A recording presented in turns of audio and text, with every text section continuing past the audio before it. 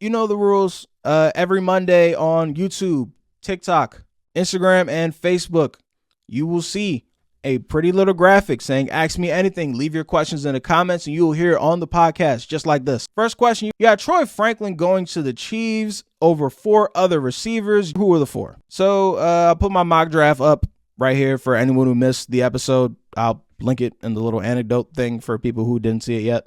But I had Troy Franklin going to the Chiefs at number 32. All the other receivers were taken off the board. And the 4 other receivers I was considering at that spot were Xavier Legette from South Carolina, Xavier Worthy from Texas, Ladd McConkey from Georgia, and Malachi Corley from Western Kentucky. I'll go one by one. Xavier Legette, I kind of look at as like a Gen Z Des Bryant or a rookie year DJ Metcalf type. Just a big body 50-50 ball type receiver who's also remarkably fast. Freak athlete, but that's not really the archetype of receiver that the Chiefs look for. Xavier Worthy is a speed demon guy. Obviously, he now owns the record for the fastest 40 ever, but believe it or not, if you watch him, he's not a deep threat. He's more so of a catch a short pass, make people miss, and then zoom down the field type of guy.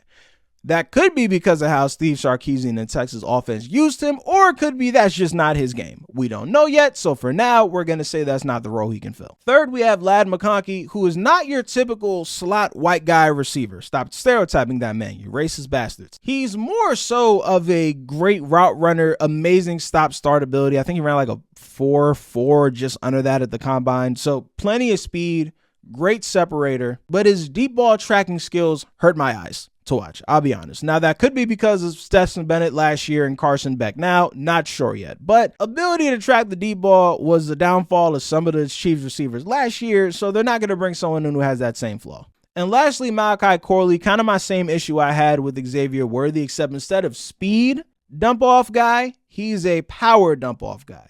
He doesn't really have a route tree yet. The offense at Western Kentucky was, we're going to dump you off the ball, go make people miss. And he did. He's incredible at it, but you're not going to be able to do that on the NFL level. All of them I do have similar grades on the late first to mid second round tier. So if the Chiefs go with any of those options, if they're all on the board, I wouldn't be surprised. But I just thought Troy Franklin was the best option of those 5. He's a 3-level threat at receiver. He's not perfect prospect at all either. He's remarkably fast. He's about 6'3", 6'4". So that height, weight, speed combination there, I think he's the best fit for Kansas City. Thank you for the question. Question 2, why do you love Michael Penix so much? Because he's really good at football. Thanks for the question. I'm kidding. So, 1, I'm not alone here, by the way. According to this pretty little article from Bleacher Report by Scott Polick, there's NFL coaches who think Michael Penix Jr. is the number 2 quarterback in his draft. He's a stud and a born leader, which, again, hear me now, believe me later on. But I'll keep it simple and not go full-blown tape-by-tape detail as to why I'm so high on Michael Penix. I watch college football every week, especially Pac-12 games since this was the last season. I watched a lot of Washington game. The kid balls. Every big moment he balls. Every single one. Before the big drive in their first game against Oregon, he was freestyling on the bench about how they were going to come back and then did it. So the quote-unquote moxie, 100 out of 100. He makes every single read pre and post snap, and he's not running the air raid in Washington. They're running an actual offense out there. He led the nation in pass attempts, so the entire offense, for the most part, was, hey, Mike, go make it happen. Granted, they had NFL tier receivers all over the place. We'll get there in a second. His ball placement is excellent. He can make every single throw. You watch his film, and religiously, he makes NFL throws down to down all the time. I don't have to guess. Can he make NFL throws and reads? I have video evidence that he's able to do it consistently and excellently all the time. So on the base level of experience, intelligence, and talent, I know he has it. And now to the receiver point, see Joe Burrow, see Tua Tagovailoa, see CJ Stroud, see Jalen Hurts. I don't care how good your receivers are if you're hitting them in the face with the football. I don't know how better to explain that. If they're not jumping out the gym trying to get these footballs, go watch Marvin Harrison Jr.'s tape with the quarterback he was dealing with at Ohio State. That's the difference. And also, you're an NFL GM. Go get him some damn receivers. There's only one team that managed to win without all-star receivers, and that was the Chiefs. And 2 things there. 1, they have a Hall of Fame tight end in Travis Kelce. And 2, they have Patrick Mahomes. God only made one of those. So unless you got him, Go get your quarterback some receivers. Thanks for the question. Question 3, why do they think we, Arizona, are going to trade down plus good-ass mock draft? First, thank you. Secondly, it's a twofold. One, the JJ McCarthy hype. They think they're going to overwhelm you with a trade offer to move up to that 4 spot, which, as much as I'm high on Marvin Harrison Jr., if you get like a multiple first-round pick, 2 to 3 years of first-round picks, no receiver is good enough to pass that up. I'm sorry, they're just not. And thing two, Marvin Harrison Jr. sitting out the draft process, I think that did more harm to his stock than he originally planned for. I think Malik Neighbors is really good.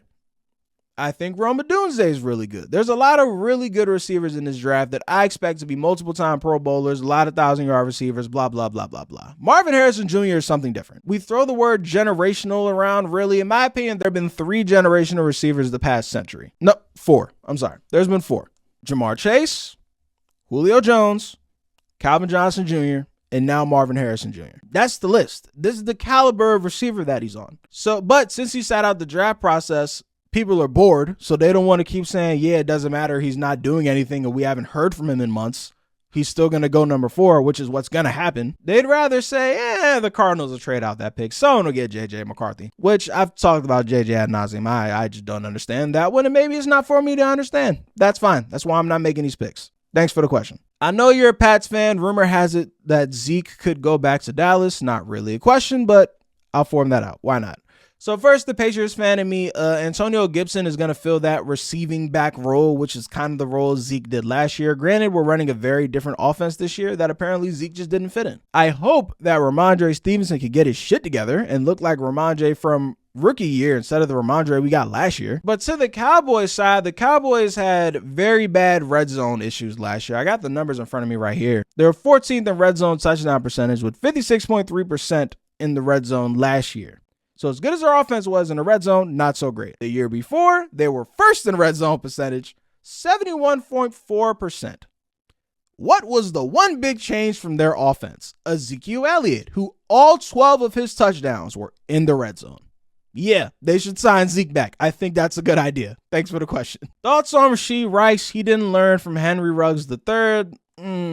Okay. Not exactly a one-to-one here. For y'all that missed the story, let me see if I can catch you up real quick. This is on the Associated Press. Kansas City Chiefs player Rashee Rice was the driver of one of 2 speeding sports cars who left after a chain reaction crash on the Dallas highway over the weekend, the receiver's attorney said Thursday. So it was a 6-car accident, and the story's progressing week to week. Apparently now he might face drug charges because they found less than an ounce of weed in the car. Texas drug laws are weird.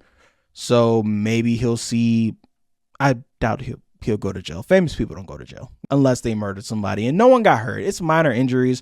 And I said this earlier in the podcast, and in case you missed it, dude's 23. Anyone below the age of 25, I don't expect you to make good decisions. And especially in the position he's in, he's prone to do some stupid shit. Imagine you're fresh off of winning a Super Bowl. You are in prime position to be the number 1 wide receiver for the best quarterback in football for the next 10 years of your career. You are driving a Lamborghini SUV in your hometown. Feeling yourself is an understatement. You are prone to do some unbelievably stupid shit, which undeniably this is. Thankfully, nobody got hurt. This could have been much worse. But right now, this is just dumb.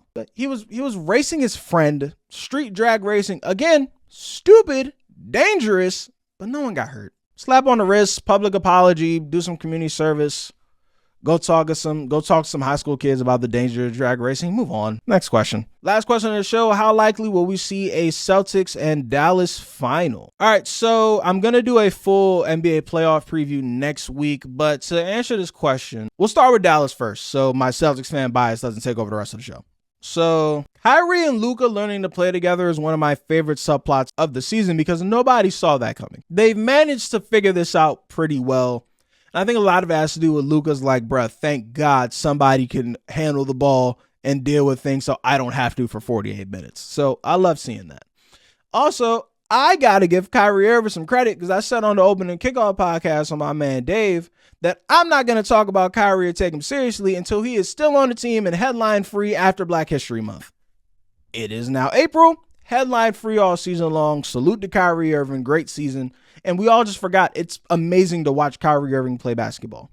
It's just a fun thing to watch. And Luka is going to be the best player in a series, any series they play in, except for maybe 2 or 3, if I'm being harsh. And that's kind of what's going to stop them from getting to the finals, because one of those 2 or 3 teams is the Denver Nuggets, who I just don't see anybody in the West beating. Any close Nuggets game, they are going to be able to out-execute you every single time because they have one of the best offensive players we've ever seen. And again, I always make this distinction.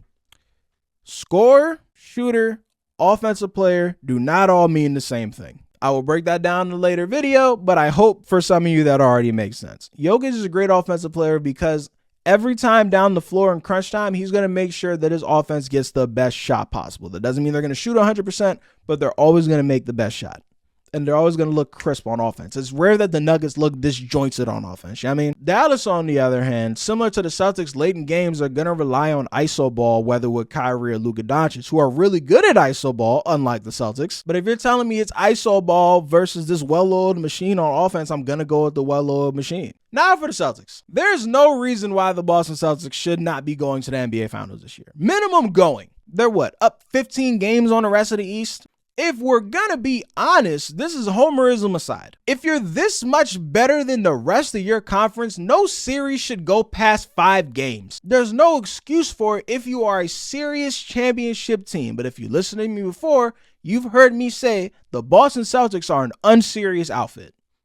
They just are. So if you're telling me to rely on the seriousness of the Boston Celtics, it's hard for me to do. I love my Celtics. I do. I'm just tired of getting my heart broken.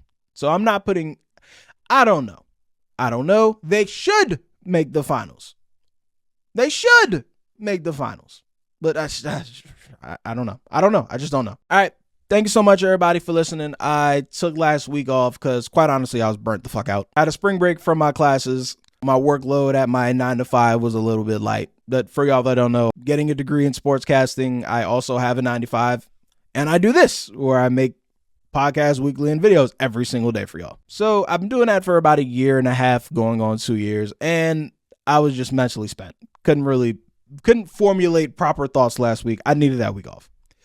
I will not make a habit of that, but there are going to be different things that I want to do. Like, instead of doing more topical weekly stuff, I want to make more content that'll last longer. I already have an idea for what my next longer thing will be, which the first episode of that hopefully comes out on the 14th of April. Fingers crossed. That doesn't mean I will not continue to do this, because I do love talking about, quote unquote, the topics of the week. But for right now, I'm going to shift my focus just a little bit. So if the posting frequency slows down, don't panic. We're still good. Still love y'all. But, more content that'll last longer than me. You feel me? Cool. Thank you so much for listening, everybody. See y'all next week.